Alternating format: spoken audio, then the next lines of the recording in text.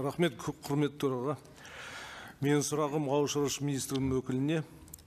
Құрметті Абылқайыр Ғалымұлы, біздің партиялық жоба бойынша ауыл аманаты жөнінде шағын несиелерді 51 миллиард 600 миллион қаражатқана игерілді, биыл 100 миллиард бөлінген екен.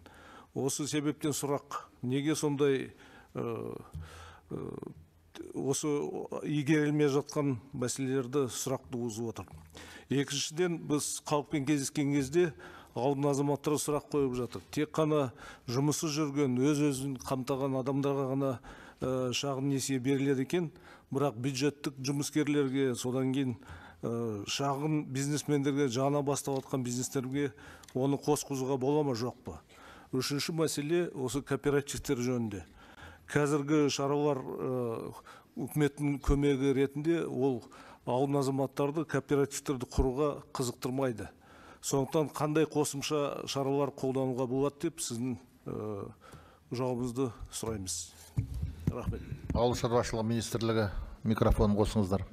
Рахмет, Нұржан Кемерұлы. Бірінші игерілуіне қатысты айтатын болсақ, қазіргі таңда 100 миллиардтың 87 миллиарды облыстарға бөлініп берілген, 80 миллиард қаржыға 14 мың өтінім түскен, өзіңіз айтқан 51 миллиарды аударылды. Қазіргі таңда өтінімде жатқан 10 миллиард теңге қаражат бар. Осы жақын арада атқарылатын игерілетін болады. Жалпы бұл мамыр айынан бастап аударылды, 100 миллиард теңге игерілуі бір жылды құрайды. Жылдың соңымен ешқандай көрсеткіш жоқ қаржының игерілу бойынша. Яғни келесі жылдың мамыр айына дейін толық игеріліп болатын болады. Себебі халық тарапынан сұраныс өте жоғары. Енді қолданыстағы шағын кәсіпкерлік субъектілері бұл іске қатыса ала ма деген екінші сұрағыңызға байланысты, жаңадан ашылған және де қазіргі таңдағы шағын кәсіпкерлік субъектілері бұл ауыл аманат жобасы бойынша несие алуға құқығы бар.